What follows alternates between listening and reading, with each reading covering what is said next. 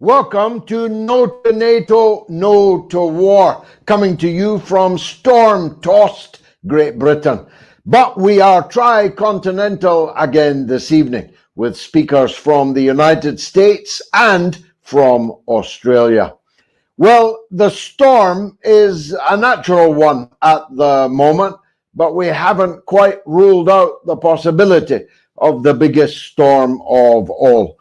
Notwithstanding the change of custodian of the keys to the nuclear armory. It's true that Joe Biden took us closer to World War III than any previous American president.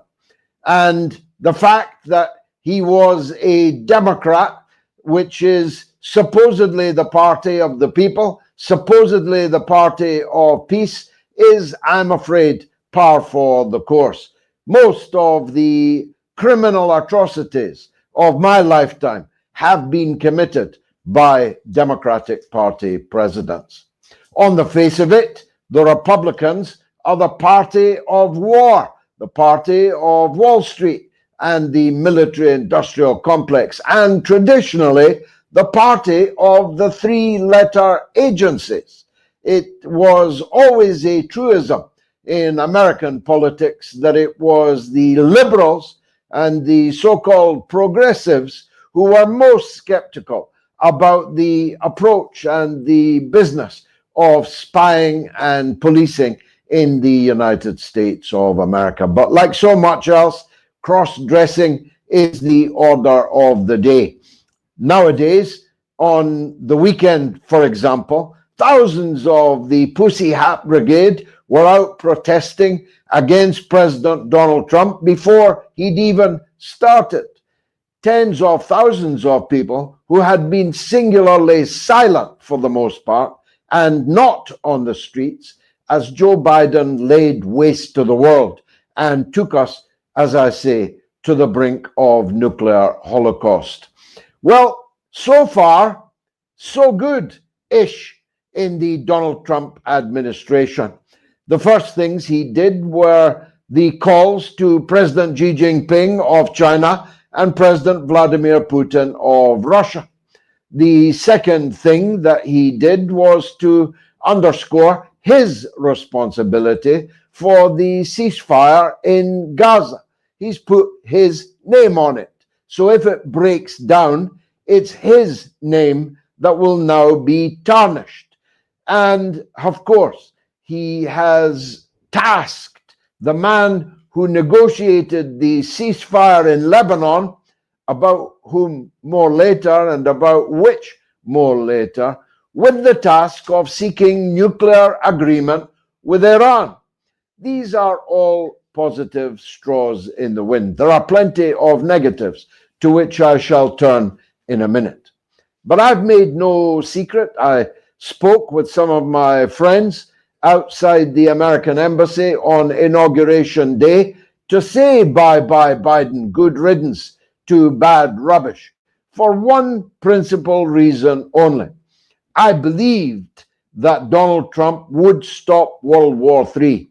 And if you don't stop World War III, none of the other issues that concern us are of any moment whatsoever, because there will be no Palestine question. There will be no question of any kind if the world goes up in nuclear smoke. And I believed, and I still for the moment believe, that Trump is more likely to reach agreement with President Putin to bring about an end to the Ukraine war. Although he seems to be being advised by some of the same fools who were advising Biden and Blinken, because there he was, blustering braggadocio at the Oval Office desk just the other day, threatening Russia with what will happen if they don't make a deal over Ukraine. It's all bluster. It's all words. He must know that Russia cares not a fig about further sanctions. In fact, the amount of trade between the United States and Russia is so infinitesimal that any new American sanctions wouldn't even be noticed. And Russia is already the most sanctioned country in the entire world, and its economy is booming. So I put that down to bluster for domestic consumption. The really important thing is that negotiations are underway about a meeting between Trump and Putin, probably in Geneva, one of the most important, momentous meetings of modern times, if and when it happens. But if they don't hurry up, there won't be anything left of Ukraine to negotiate about, because the advances on the battlefield by the Russian armed forces are accelerating almost daily. In fact, every hour or two, a new success is chalked up. Villages, hamlets, and sometimes big towns, soon big cities like Kharkov, like Odessa, will be taken by the advancing Russians, liberated according to the Russian people who live there and have lived under the Zelensky dictatorship in some fear and trepidation, if not worse, over these last few years.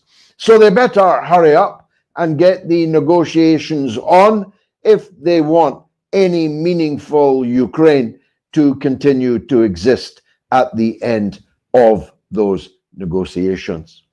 So on the China front, again, Trump has been far better than some might have expected. He had a phone call with Xi Jinping, in fact, the first of the world leaders that he spoke to. That makes a change. It would normally have been Netanyahu. And the discussion seemed to be productive. And Trump's noises about China are so far, very far from the Republican Party's traditional riffs about China being their number one enemy. The call with Xi Jinping was a long one. Took, I think, 50 minutes.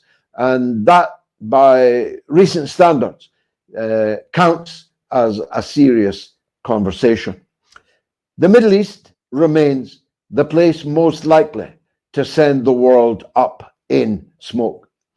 For the first time in almost 16 months, women and children are not being cut to ribbons by Netanyahu's Air Force, Navy, and Army, using almost always American weaponry and shells paid for by the American taxpayer. This is something to celebrate.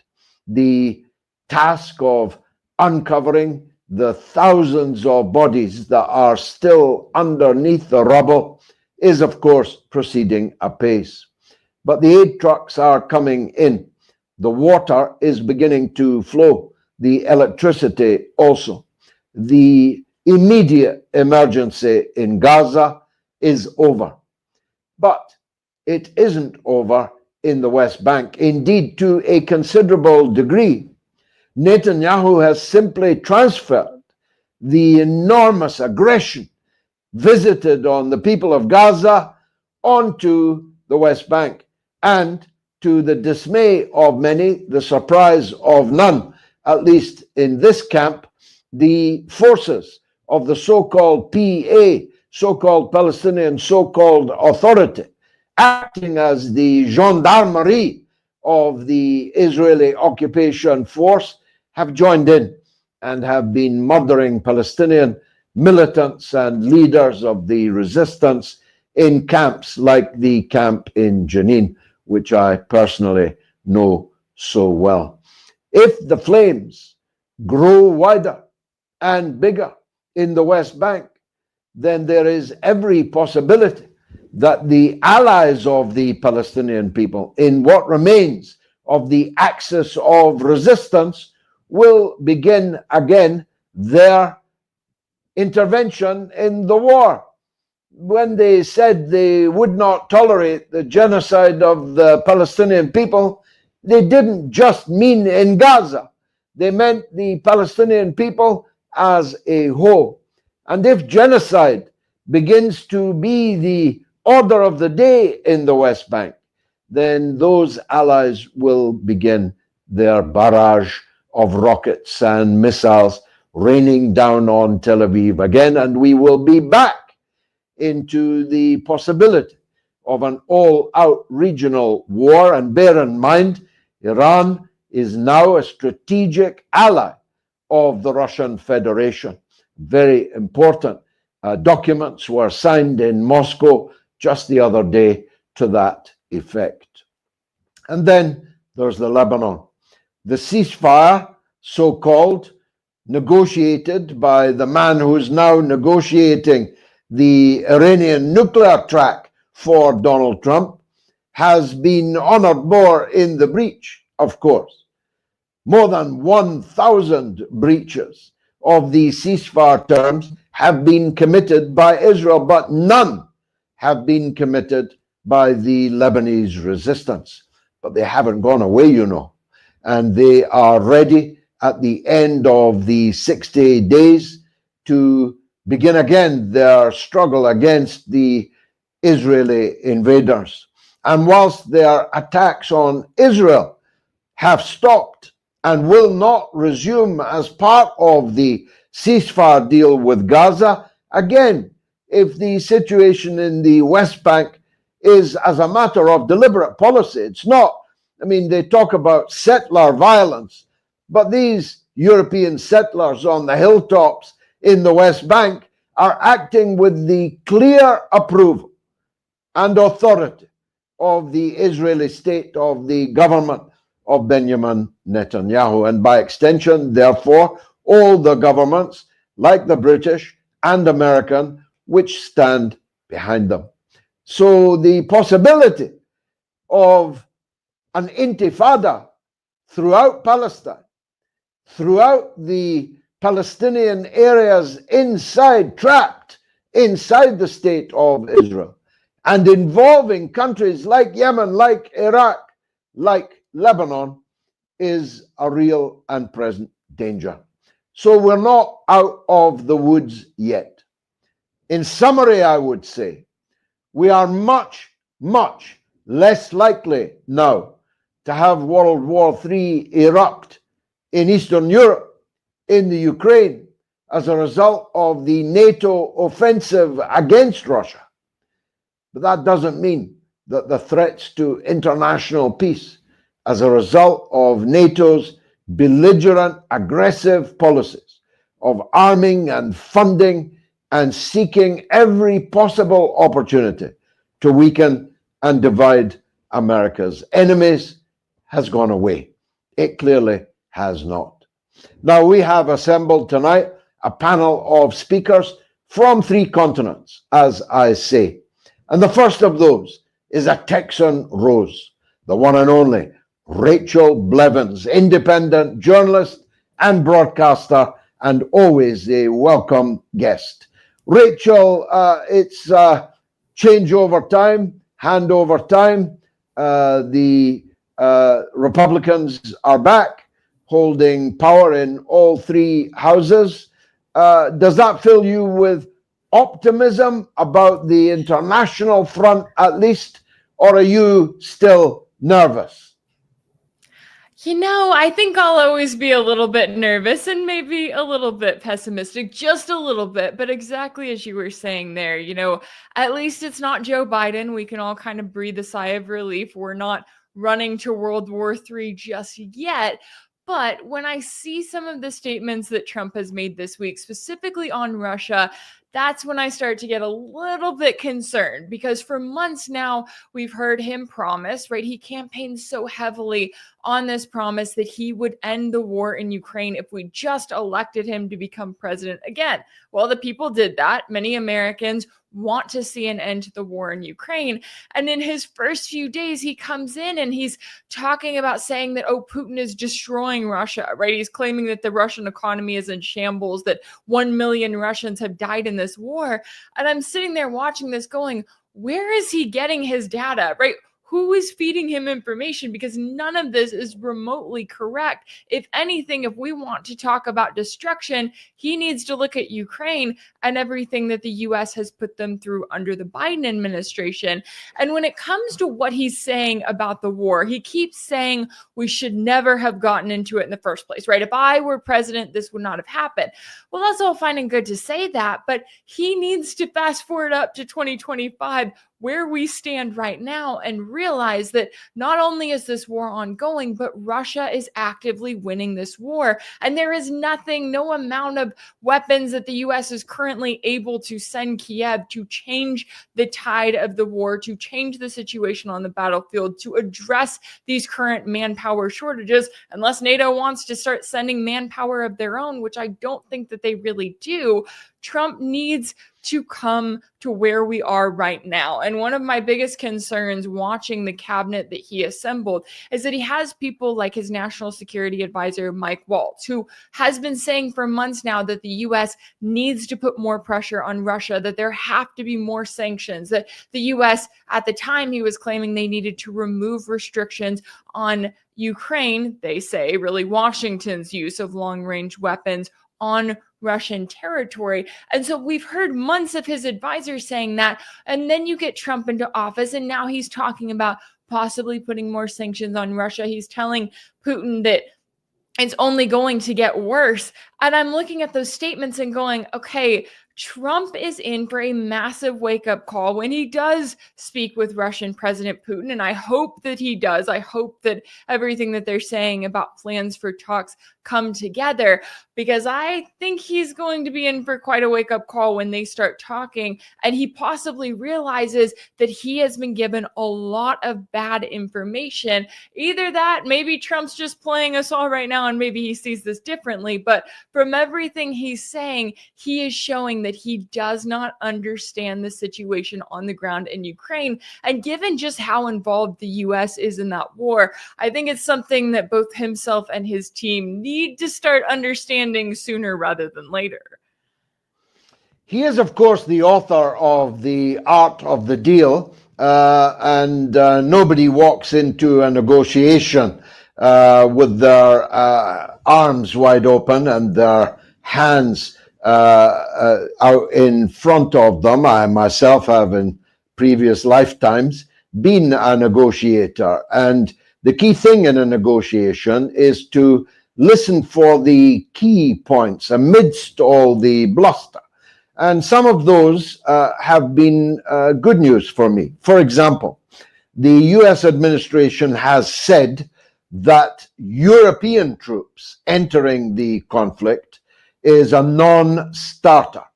Now, this was an important signal to the idiot savants like Macron and Starmer, who continue to at least talk about that possibility, about there being NATO after the United States of America.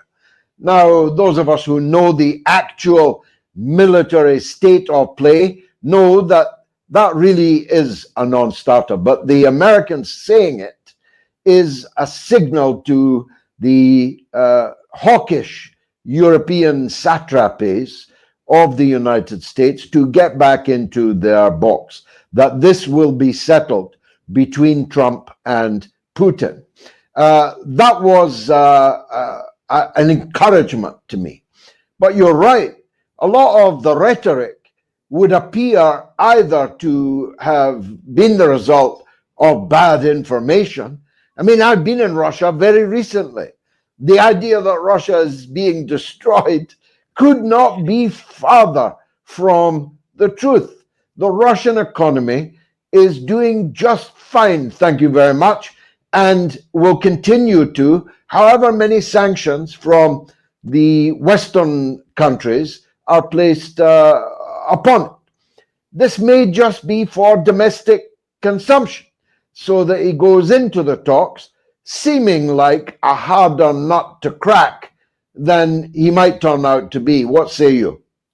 I think that's definitely possible. It is interesting to me that Trump campaigns so hard on ending this war, right? And now he's kind of putting out these statements about really turning up the heat on Russia. And to be fair, this is not Trump's war. He came in with a very bad deal, right? No one wants to negotiate from the end that the US currently is right now. Everyone would want to be in Russia's position, being able to walk into these talks and go, okay, we don't have to make a deal, right? Ukraine, arguably, they should know that they have to make a deal. But under the Biden administration, they constantly approach the situation as if Russia was on the losing end. And Zelensky got to go around and spout his victory plan or his peace plan, neither of which had anything to do with victory or peace, and act as though that was the roadmap to ending the war in Ukraine when we all knew that it wasn't. So I'm very curious to see how this plays out and if Trump gets to a point where he says, okay,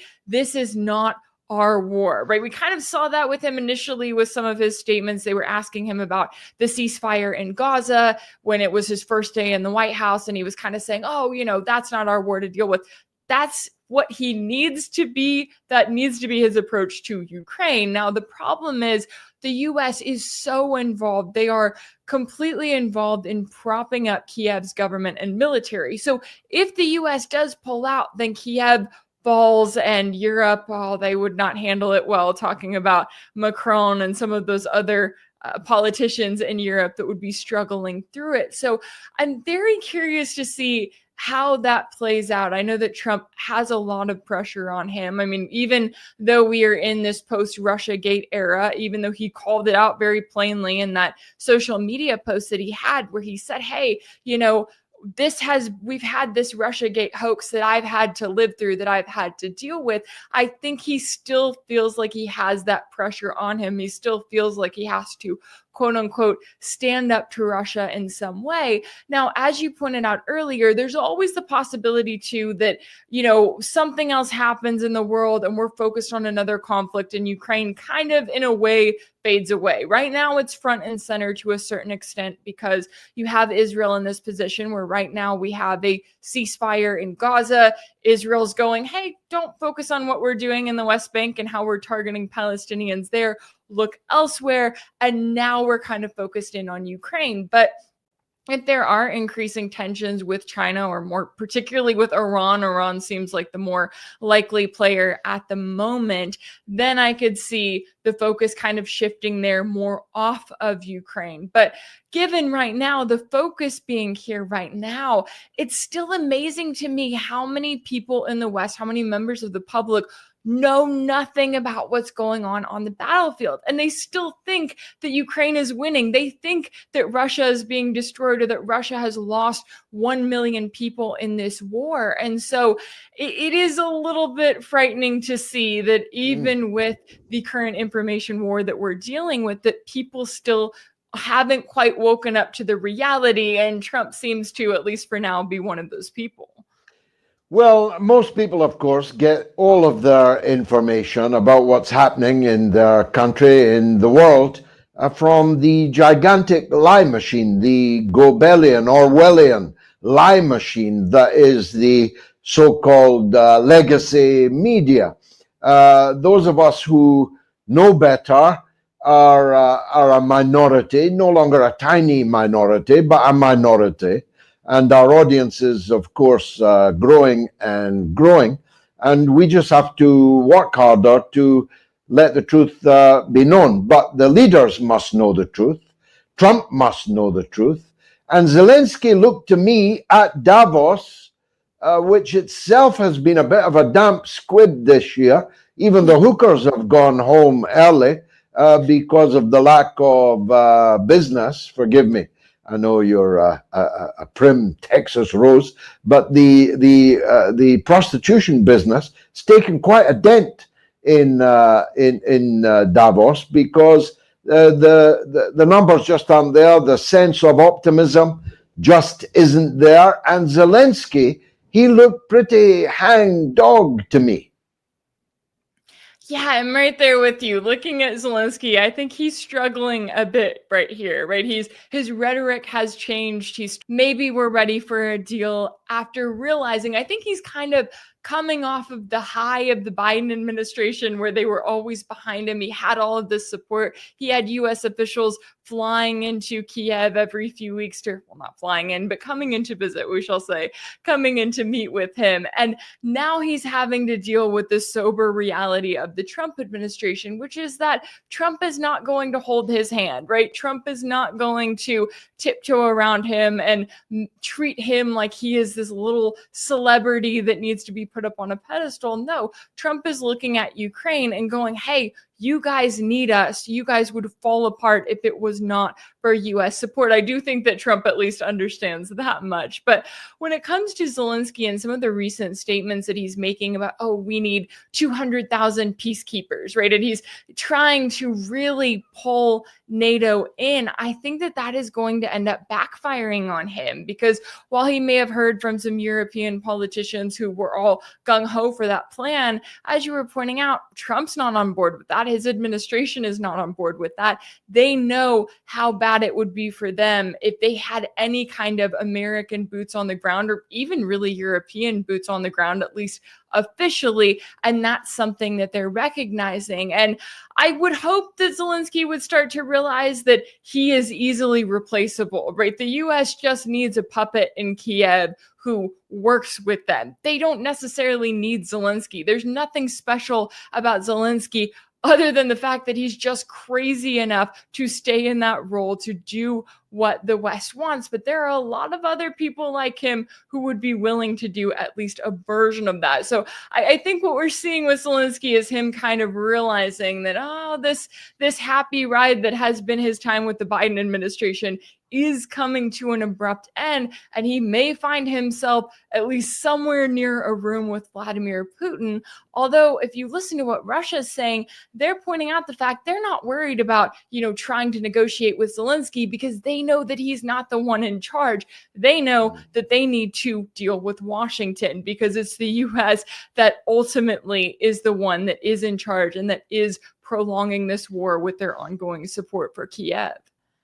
Well, Zelensky didn't even get an invite to the inauguration, and even Liz Truss got one of those. I think that tells him where he is below the salt. Rachel Blevins, thank you very much for joining us again on No to NATO, No to War. Now, that was the Americas. Now, storm-tossed Great Britain. My good friend Crispin Flintoff was present at the US Embassy on Monday, where a good time was had by all. And you're lucky he's here and ready to speak on the first platform, I think, Crispin, of No to NATO, No to War, at least on the broadcast. You're most welcome. I wanted to ask you, you were for a long time an important member of the now ruling Labour Party, no longer, of course, no self-respecting person could be. But Starmer, your erstwhile leader and Britain's leader, hasn't yet given up the ghost, has he? He's still talking as if even if Trump pulls out of the Ukraine war, the Europeans will have to fill the breach. That's right. Yeah, I mean, he said he'll be with them for is it 100 years or maybe 1,000 years? I don't know. It could be more than 1,000. He's really on for long, big numbers, Starmer, and he's committed to giving. He's signed a 100-year treaty between Britain and the Ukraine, even though he'll be and the youngest member of the British Parliament will be 70 years dead by the time that treaty comes to an end. This is vainglory in its extreme, is it not? Yeah, I'm incredulous about what Starmer's up to. I mean, the fact that he's committing so much money to that as well every year. He says billions a year to Ukraine. And at the same time as that, he's refusing to update hospitals that are crumbling. There's a 200-year-old hospital in Paddington that's falling apart some of it's going into the local rails line. It's actually collapsing, and people are being told to get out of the hospital and have to wait 15 years for a repair on that. He's announced that the same day as Trump was inaugurated, obviously to hide it as a story.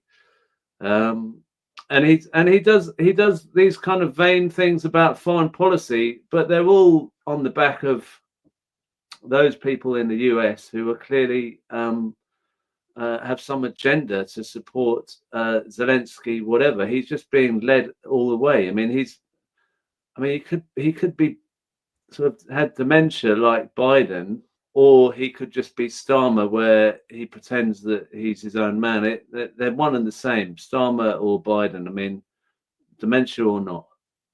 Well, I'm sometimes criticized for making this point, but I stand by it, that famously Mussolini went around the world threatening people with Germany's army. And that's really what Starmer is doing. He's going around the world threatening people with America's army, but America now has a new commander-in-chief that isn't going to commit his army. And yet Starmer is still talking as if he was an independent player. It reminds me, I was only 2 years old at the time, of what happened in 1956 in Suez, when, without American approval, Britain and France, in secret conspiracy with Israel, invaded Egypt and tried to seize the Suez Canal. And the United States president at that time, Eisenhower, slammed them back into their box and thought he'd locked it shut. But we now have a generation of European leaders that don't appear to realize that they are just vassals. They cannot make decisions that the man in the big house, whose vassal they are, doesn't agree with. Well, and they're trying to do all this stuff before Trump gets in to look at the papers and work out what's going on. And I mean, it's ridiculous.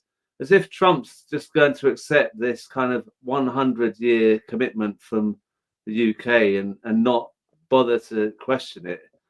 And Starmer's also been writing kind of cringing eulogies to Trump now, just as David Lammy has.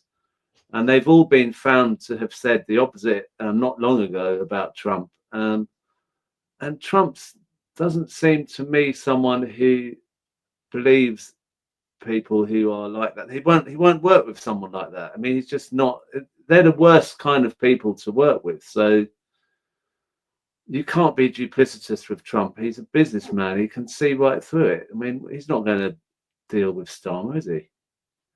Well, he hasn't so far, and the word is that he's going to reject Starmer's nominee as ambassador to Washington, one Lord Peter Mandelson, twice sacked by Tony Blair for corruption. And you had to be pretty bad to be sacked for corruption by Tony Blair.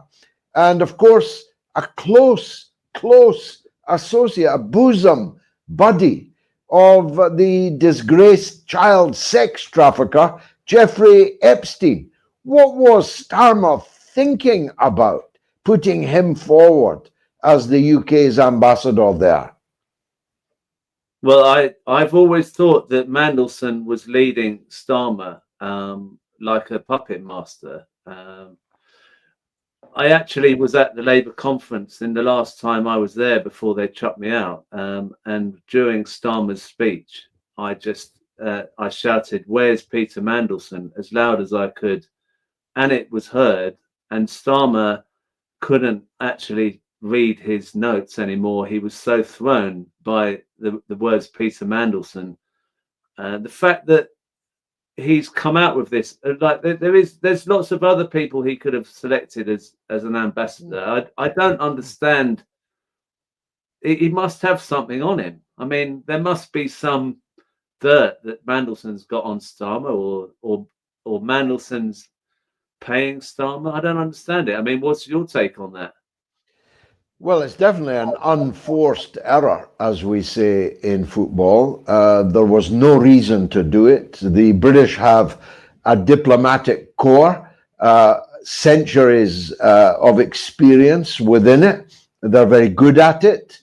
I've known many British ambassadors, two of whom are comrades of ours, Peter Ford, and Peter was the ambassador in Syria. He's now one of the leaders of No2Nato, and I was asking him this very question: why didn't they choose from amongst the diplomatic corps of people whose job it is to go abroad to lie for their country, as an ambassador's role truly is? And Peter is as lost for an answer as you and me are.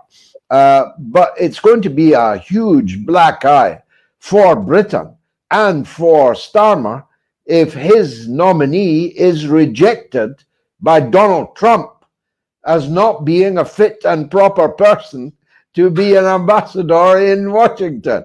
Go figure. Well, I can't see how Donald Trump saying someone's not got the pedigree to Starmer. I don't know how Starmer will respond to that. But the problem we've got really is, as you were saying earlier, the media, the legacy media are just giving Starmer an easy ride all the time. I have not been able to get over the genocide, the way that they're reporting the genocide, and Starmer's every kind of weasel words about trying to support people in Palestine, get the aid in. It's such nonsense, and the whole of the country is calling out for the end of Starmer, whether it's the people from Tommy Robinson Brigade or people who are looking for peace in Palestine. He's been the most disastrous prime minister, and the media are still kind of letting him get away with it. He's had 6 months.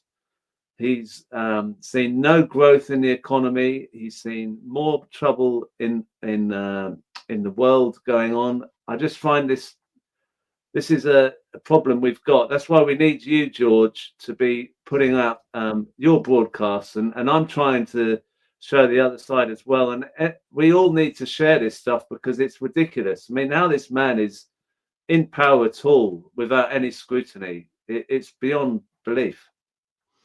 It is, and we've known Labour leaders in the past and disagreed with them politically, but we've never seen a Labour Prime Minister so inept and so hated.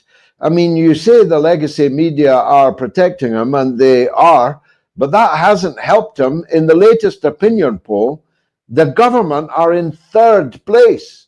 Nigel Farage's Reform Party is at 25. The Conservatives are at 25. So between the two of them, they could sweep the boards at the next general election. And if they were to unify in a general election contest, I mean, it could actually be a wipeout for Keir Starmer's Labour Party. Just remind the viewers, Crispin, when does the Crispin Flintoff show air, and how can they find it?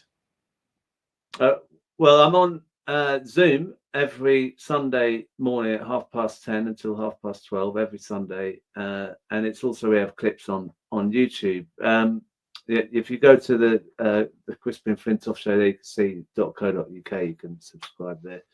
The main thing with the show is we have people from all over the country who are activists who've been attacked for their opinions, especially on Palestine, and we give them a voice. And it makes us feel like we're not alone. I mean, that's the thing for me, is I feel often isolated in my opinions because I don't see it on the media, but also you just don't read about it. But when you go on to a show on Zoom and you see 500 plus people all agreeing that the world needs to change and we need to set up a new order that's going to be more that's going to call for peace. I mean, the NATO system is is doing us no good. We've got the threat of war in the Middle East. We've got the threat of war in Eastern Europe. We've got terrible austerity in this country, hospitals crumbling. Now we're having pensioners might have all their pensions, their bank statements all gone through, see if they're hoarding cash. That's where we're going to. This is just a really, really dark time, and we need each other. And it's good that we've got shows like yours, George, and this, and anything we can to just keep our spirits up. Thank you, Crispin Flintoff, for your No2Nato, No2War televised debut. Now let's go down under. Given the weather outside, why wouldn't we? It is the Aussie Cossack who joins us now from Australia, where it is early morning. So good morning to you, Simeon, and thanks for joining us at this early hour. So Trump is in the White House. What do you think of the show so far? Good morning, George. Pleasure to speak with you. Look, it's all happening. Moments ago, in fact, Vladimir Putin's motorcade was spotted urgently heading to the Kremlin. Now, it's only just after midnight in Moscow. It's unusual for the president's motorcade to suddenly head to the Kremlin. People are speculating that perhaps President Trump is on line one as we speak. We can only speculate, but we know definitely for sure that in the last 24 hours, President Trump has said several times that he welcomes a conversation with Putin. And I think these two men are in a position to sort out the world's problems, to sort out the situation in Ukraine very quickly. We know that Trump promised as part of his pre-election campaign or his election campaign to wrap it up in 24 hours. That hasn't happened. But the most important actions were made in the first 24 hours. And that was, of course, Trump banning any further US military aid to Ukraine. 90-day moratorium. Now, this is where it gets interesting, George. 90 days, Trump has said he's not going to give any more weapons, any more money. Vladimir Putin has previously said, stop funding and stop supplying weapons to Zelensky, and the war will be over in 60 days. So you could say that Trump has given an extra 30 days on top as a businessman. He's saying, right, Putin needs 60 days. I'll give him 90. After 90 days, let's see what happens. I think that without the U.S. military aid, without the weapons, without the Patriot missiles, the HIMARS missiles, the ATACMS missiles, the satellite intelligence, the U.S. instructors, don't forget all these missiles have to be launched with the participation of NATO U.S. military instructors. If Trump is serious about this and he's turning off the switch to Ukraine, maybe he's giving Putin a free hand. Grab as much territory as you can, and then in 90 days' time, let's shake hands and let's stop this. That is a plausible theory as to what is going on at the moment. What do you think, George? I think whatever happens. Well, it's so plausible, Simeon. It happens to be my own belief, my own theory. I think that Trump is basically setting out a spheres of influence policy. He's recognizing that Russia as a superpower has legitimate rights to make sure that in their spheres of influence, they are not threatened by the other side. And he's asserting where his sphere of influence extends. It extends to taking Greenland off the cuckold government of Denmark. It extends to reasserting American control of the Panama Canal. As a matter of fact, no one's ever taken control away from them. He constructs this chimera of China. All China's doing is operating a port, and to all accounts, very well and very efficiently and very profitably. But China doesn't control the Panama Canal and doesn't want to. I think that Trump is saying, you can have your spheres of influence and we'll have ours. And we will use our personal chemistry and relationship to make sure that nothing gets out of hand. Well, for an old timer like me, Simeon, it's like a return to the old days. And I preferred the old days. What about you? Well, definitely the days of Stalin, Churchill, and the American president meeting and carving up the world and saying, right, this is ours, this is yours. You have influence here, you have influence there. Of course, Vladimir Putin is not going to oppose US influence in the Gulf of Mexico or the newly named Gulf of America or the Panama Canal. Or if the US wants to take Mexico on and fight the cartels and start a little border and a little war on the southern border, Vladimir Putin is not going to interfere. He's not going to supply Mexico with weapons and missiles, just like Biden was doing to Ukraine, for example. If Trump wants to annex Canada and turn Canada into a United States protectorate, Putin's not going to say no. If Trump wants to take Greenland, Denmark can't stop him, and sucked into Denmark because Denmark gave all their artillery and all their tanks and all their weapons to Zelensky. So in a strange twist of fate, karma comes back to bite Denmark in the backside, and it serves them right. If they have no more weapons, no more military, they should have held on to their gear and not given it to Zelensky. So there's no sympathy from Russia and from Vladimir Putin if Trump wants to take on Greenland and annex the territory of Greenland. Of course, Greenland gives Trump and the Americans a very strong foothold in the Arctic, where the Russians dominate the situation with the largest atomic icebreaker fleet. But it's only fair. And the most important thing in what we're seeing now is the mainstream media in the West is reacting to Trump's words, saying Trump has given Putin an ultimatum and threatened Putin with tariffs. I mean, we're far beyond the point of tariffs. We're far beyond the point of taxes or tariffs. When Trump in 2025 January supposedly threatens Vladimir Putin with tariffs, it's not a threat at all. It's basically saying, I have to appear tough, I have to look balanced, so I'm going to say this to you, Putin, publicly, so the media can grab their headlines. So the media and the BBC and the Wall Street Journal and the Washington Post can say, Trump is talking tough. He's issued Putin with demands. Stop the war or we are going to increase taxes on Russian goods. What Russian goods? We're in our third year of sanctions. The trade between the United States and Russia is almost non-existent. And at this point, it's lip service, but Trump's got to do it. I understand why he's got to still play the game. But deep down inside, Trump knows, Putin knows, you and I, George, we both know, everybody watching this show tonight knows, or this morning in Australia, that Trump has already buried Zelensky. Trump has already said Zelensky's over, it's finished. Zelensky not invited to the inauguration of Trump. Zelensky knows that his regime is in its dying days. And the greatest thing is in all of this, as soon as there is a deal reached, as soon as there is some type of a peace deal or ceasefire deal, cessation of territory to Russia, clearly that's the only way this is going to work. Russia, whatever Russia has got, whatever Russia has physically managed to liberate in terms of the Kherson region, the Zaporozhye region, the Donetsk People's Republic, Lugansk People's Republic, that belongs to Russia.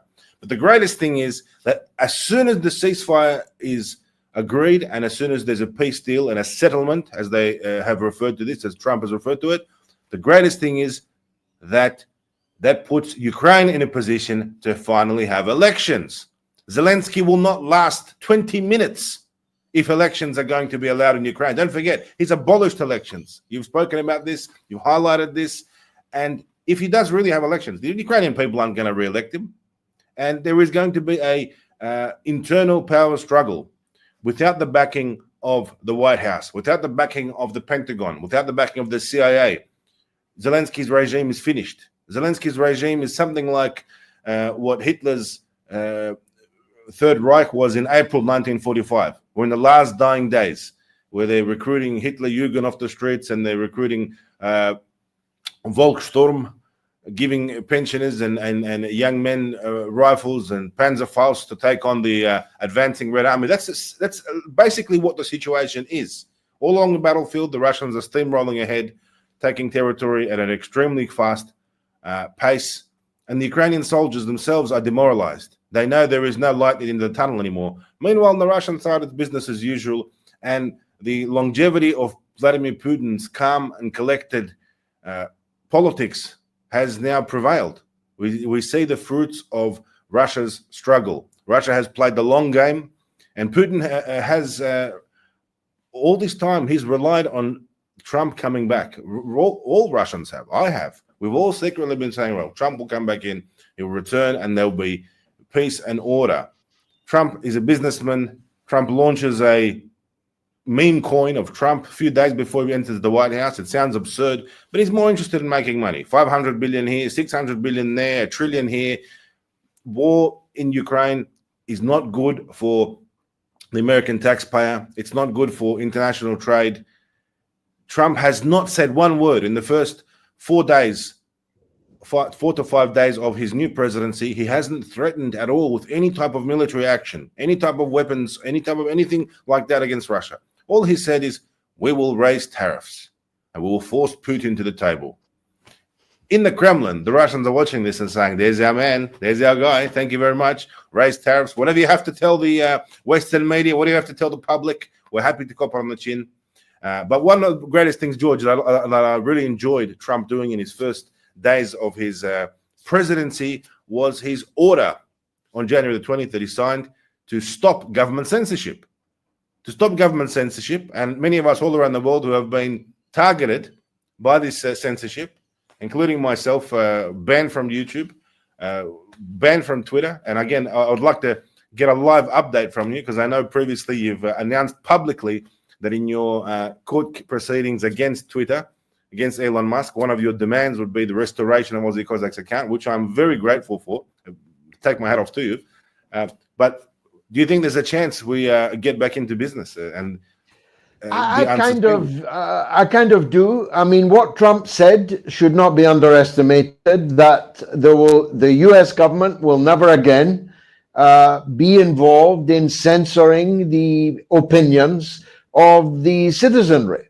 And I like to think that the big tech bros are listening to that. After all, there was Jeff Bezos, Zuckerberg, two of Trump's most bitter and vicious enemies and opponents over the last 9-10 years in American politics. There they were, handing him money to pay for his inauguration, sitting there like pet dogs behind him in the VIP seats. These people are all now seeking to reinvent themselves. And I believe that at least on some issues, including your issue, there will be greater freedom of expression, greater freedom of speech. On other issues which concern me vitally, like the Middle East, for example, I don't expect much of a change in that regard.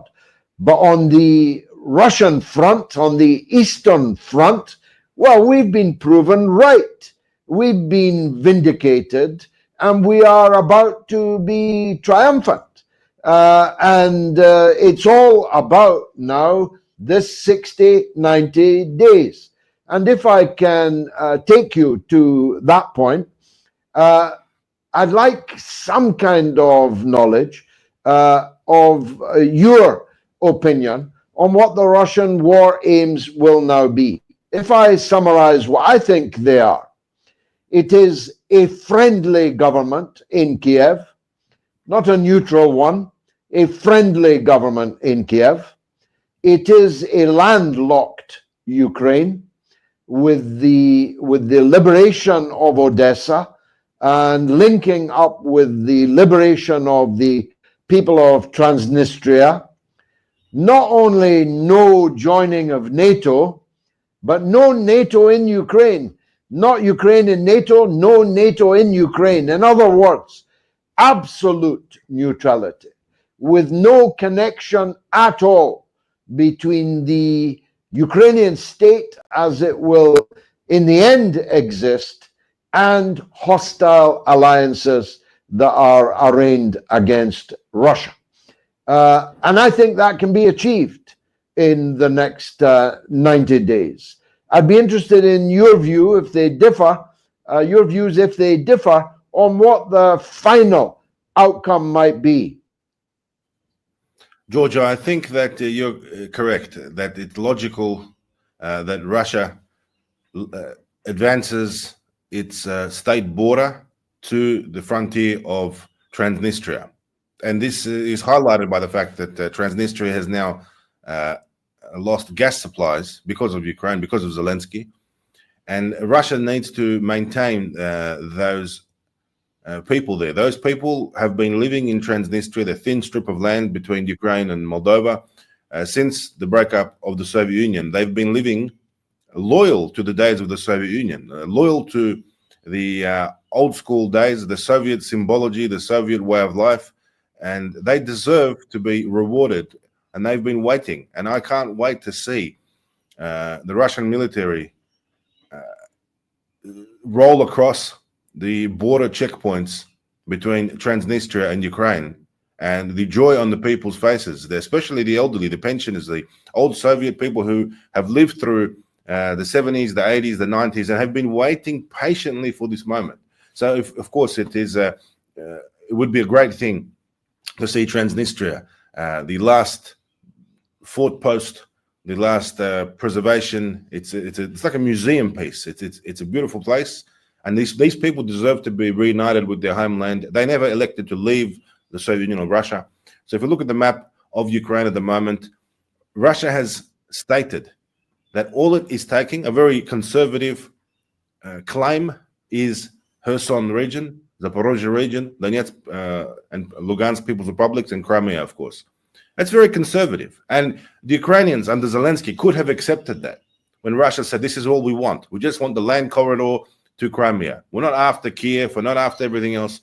But now the situation has changed, and so much blood has been spilt that Russia is entitled to go all the way if it needs to, if it has to. Many people in Ukraine, in Odessa, people are waiting. Russian-speaking people in Nikolaev, Odessa, Kharkov, all these cities all around Ukraine, people are waiting for the Russian military. And they are sick to death of Zelensky and his regime, abducting people, body snatchers on the streets, arresting people, targeting the Orthodox Christians, targeting Russians, shutting down churches, and people are waiting for the liberators, the liberation of their lands. Ukraine, if it's going to exist after 90 days, perhaps it'll be a small little country. Let's just fast forward to your question, which was, how would I see it? Well, how would I like to see it? I would love to see the Russian military on the borders with Poland, right? And let's just face it. All of Ukraine is under Russia, because if Ukraine's under Russia, Ukraine is friendly, Ukraine prospers, Ukraine is with Russia, and that's it. And Ukraine is a powerful country. Look how much Ukraine has been fighting in the last 3 years, being forced to fight.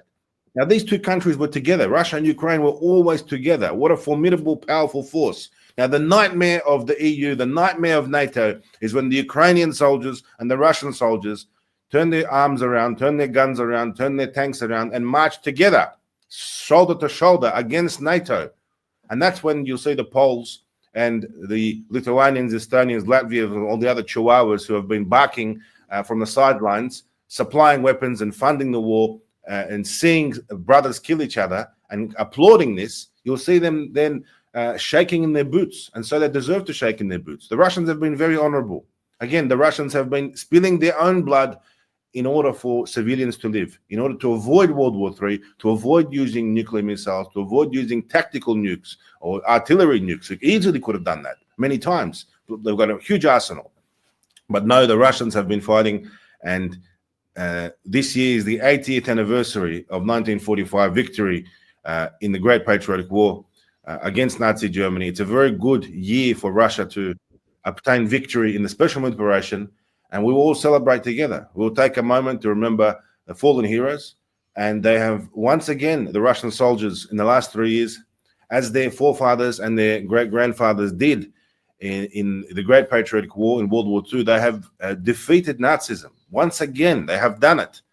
And this time, this time there needs to be a long, just, lasting peace, as Putin has said. There's no temporariness anymore. Russia's not going to trust any more Minsk agreements, any more Merkel promises, any more let's do a little ceasefire, freeze the conflict.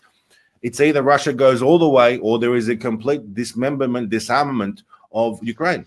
And if Poland wants to be smart, accept Putin's offer, accept Medvedev's map. Dmitry Medvedev, the secretary of the Russian Security Council, offered Poland, take back your lands in Western Ukraine. Romania, take back your lands that Stalin gave you. Ukraine didn't get those lands in Bessarabia, in Bukovina. The Poles used to own their lands near Lvov, and the Hungarians, the Slovakians, all of those Western Ukrainian lands. Everyone can take their piece back because Ukraine owes Europe. They owe Europe hundreds of billions of dollars now in weapons and in funding. Well, how are they going to reclaim their money? Take back Western Ukraine. How does the US reclaim their money that they've pumped into Ukraine? Take Greenland. Putin gives it to you. Everyone's happy. Everyone shake hands, and we can get on with looking after our populations, looking after the health of our people, having babies, raising families, advancing. Humanity can advance. Humanity's been going backwards for the last 3 years, and it's all because of one person, because of Zelensky. Zelensky he's like an antichrist. He's a devil who has taken over and is infested into a holy place. Kyiv is a holy place. The city is a holy place for Russians, full of churches and monasteries. And somehow he's managed to weasel his way in there, fool everybody, fool the Ukrainian people. First and foremost, Zelensky has conducted a genocide of his own people. For his own ego's sake, he has slaughtered his own people, the men of Ukraine, the women of Ukraine exported as prostitutes, the children of Ukraine trafficked to Europe and to the West, the rest of the Ukrainians sold for organs, for hearts, kidneys, livers. From a population of 52 million, we're down to 15 to 20 million. We've mentioned this before. The madness has to stop, and the only country that'll ever help Ukraine and really cares for Ukraine is Russia.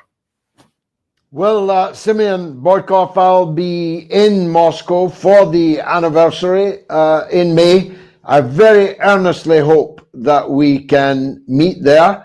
And I repeat my earlier assurance that there will be no settlement with Twitter, in my case, against them until and unless the ban on the Aussie Cossack is lifted. I take my hat off to you. Thanks for another brilliant, spirited performance. This has been No to NATO, No to War.